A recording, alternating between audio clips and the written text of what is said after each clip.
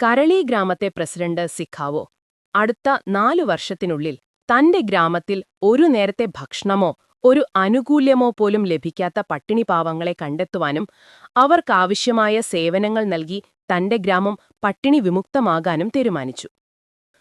അങ്ങനെ അദ്ദേഹം എല്ലാ വാർഡിലെയും പ്രതിനിധികളുടെ സഹകരണത്തോടെ ഓരോ വാർഡിലുമുള്ള പട്ടിണിപ്പാവങ്ങളെ കണ്ടെത്തി അവർക്കാവശ്യമായ ഭക്ഷണം, പാർപ്പിടം, മറ്റു സൗകര്യങ്ങൾ എന്നിവ നൽകി.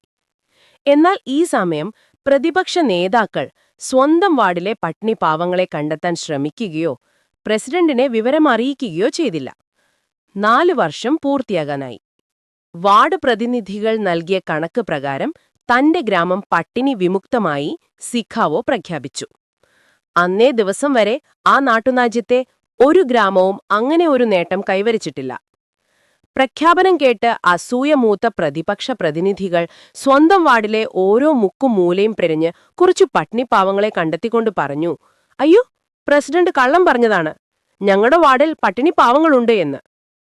4 വർഷമായി സ്വന്തം വാർഡിലെ പട്ടിണിപ്പാവങ്ങളെ കണ്ടെത്താനോ അവർക്ക് ആവശ്യമായ സൗകര്യങ്ങൾ ഒരുക്കാനോ കഴിയാത്ത ഇത്തരത്തിലുള്ള വാർഡ് പ്രതിനിധികൾ ആ സ്ഥാനത്തിന് ശരിക്കും അർഹരാണോ? നിങ്ങളുടെ അഭിപ്രായം നല്ല കമന്റായി നൽകൂ.